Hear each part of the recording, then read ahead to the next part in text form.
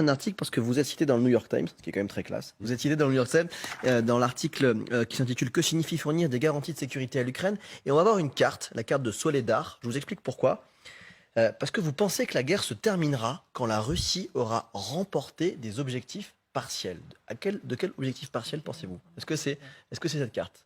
Est-ce que c'est lié à Soledar ou pas du tout? Alors non, Soledar c'est un lieu de combat d'aujourd'hui. Oui. Ce qui est clair, c'est que il y a 2-3 scénarios de fin de cette crise. En fait, il y a une victoire ou un moment où les Russes peuvent déclarer victoire, et en sachant qu'ils ont une sorte de contrôle sur leur opinion publique. Donc, d'une certaine manière, la guerre s'arrête le jour où Poutine décide qu'elle s'arrête et soit retire ses troupes, soit déclare qu'il a gagné et commence une négociation. Sans lien forcément avec la situation militaire, c'est ce que vous Voilà, dites. c'est-à-dire ça, c'est le contrôle de la sphère publique en Russie qui lui permet ce type de choses. Bien évidemment, il y a deux parties à ce conflit et il faut que les Ukrainiens puissent eux-mêmes se satisfaire d'une sortie de crise.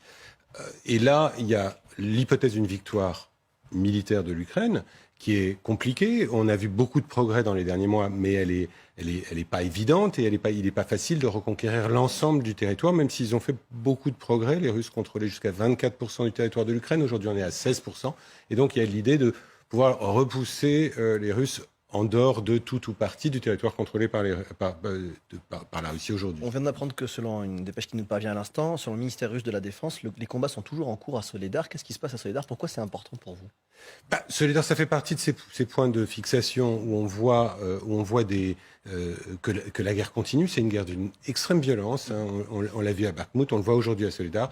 On voit que c'est pas du tout un conflit gelé, comme on dit parfois pour parler d'autres zones où il y aurait quelques échanges de tirs tous les jours. C'est vraiment un conflit qui est actif, dur, et où chaque partie essaye d'emporter des avantages stratégique en progressant sur des points clés. Soledar, c'est pas là que la guerre se joue.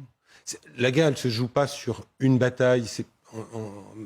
De ce point de vue-là, on est dans une guerre moderne. C'est pas les grandes batailles du 18e. Pas moderne et en même temps une guerre de tranchées aussi. Voilà. C'est perturbant parce que c'est hybride comme guerre. Alors ça c'est très intéressant parce qu'effectivement on voit des images qui nous rappellent la Première Guerre mondiale à Bakhmout ou ailleurs. On voit des images qui nous rappellent la Seconde Guerre mondiale avec ces batailles de chars. Et en même temps, il y a un énorme usage de la technologie informatique pour identifier des cibles, de la technologie des drones, des moyens de reconnaissance spatiale, etc. Donc on est dans une guerre qui est très différente de ce qu'on pouvait imaginer d'une certaine manière. Toujours dans le New York Times, et c'est rare qu'un Français soit cité dans le New York Times, vous dites « La défaite complète de la Russie n'est qu'un scénario optimiste ». En clair, est-ce que vous pensez toujours que la Russie peut gagner cette guerre?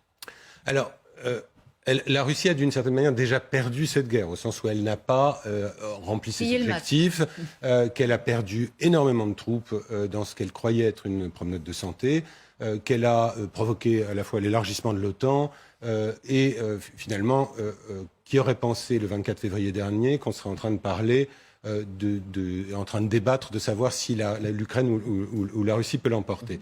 Ce qui est clair, c'est que la Russie et Vladimir Poutine peut avoir intérêt à un instant T à en quelque sorte déclarer sa victoire pour essayer d'imposer ses conditions.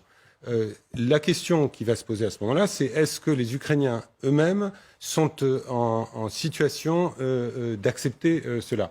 Compte tenu de des énormes destructions causées, des pertes, de la violence et des crimes commis, évidemment, c'est beaucoup plus difficile aujourd'hui pour Vladimir Poutine d'imposer ses conditions à une Ukraine qui a fait preuve d'un esprit de résistance et d'un courage exceptionnel. Je vais inverser la proposition en admettant que la guerre s'arrête demain, que Vladimir Poutine décide que ce qu'il a du Donbass, la Crimée qu'il conserverait lui suffit, qu'il décide d'arrêter la guerre. Quelles seraient les garanties de sécurité qu'on pourrait offrir à l'Ukraine? C'est ça qui paraît important. Est-ce que cette guerre, finalement, ne va pas se poursuivre pendant des dizaines et des dizaines d'années, avec toujours cette menace russe de revenir pour conquérir la suite du Donbass et pourquoi pas aller jusqu'au Dniepr, puisque, à l'évidence, c'était une des frontières naturelles que visait Poutine. Ou au-delà, Ou au-delà, oui. On voit bien qu'une ville comme Odessa, qui est au-delà du Dniepr, a été le lien avec la Transnistrie. il y avait l'idée de contrôler l'ensemble de Comment on peut flanc les maritime, soutenir du flanc sud de l'Ukraine. Alors, là, on touche à vraiment quelque chose de compliqué. C'est-à-dire que pour les Ukrainiens, au fond, ils ont démontré une énorme capacité de résistance et ils ont aussi bénéficié d'une assistance occidentale sans précédent. Demain, quelle que soit l'issue du conflit, j'ai envie de dire qu'ils soient plutôt victorieux, qu'ils acceptent un cessez-le-feu ou un compromis toujours difficile. Les voisins de la Russie. Ils sont toujours les voisins de la Russie et c'est là que la question des garanties de sécurité qu'on peut donner ou non à l'Ukraine se pose. Et sur ce point, il y a vraiment 3 choses. La première, c'est que les Ukrainiens demandent aujourd'hui d'adhérer à l'OTAN. Ça pose toute une série de questions, puisque un certain nombre de pays de l'OTAN ne sont pas forcément chauds pour une telle adhésion. Deuxième forme de garantie de sécurité, une présence occidentale de l'Union européenne, de l'OTAN, sur le territoire ukrainien. Des forces et là, c'est que les Américains ont envoyé 100 000 hommes en tout. Alors, ils les ont envoyés en Europe orientale, mais la question, c'est que là, les Ukrainiens peuvent dire, écoutez, moi, je veux bien arrêter le conflit si vous êtes présent sur mon territoire pour garantir que la prochaine guerre ne sera pas seulement avec moi, mais sera bien avec vous. Et là, on a les ingrédients de la Troisième Guerre mondiale. Voilà, et donc là, Troisième deuxième scénario compliqué. Et donc, in fine, on est vraiment devant quelque chose où il va y avoir une demande ukrainienne très forte pour dire « je ne me satisfais pas d'un simple cessez-le-feu, qu'il soit à mes conditions ou non, parce que j'ai peur que cette guerre reprenne ». Et dans ces conditions, que font les Européens, que font les Américains, que fait l'OTAN pour garantir ma sécurité demain ?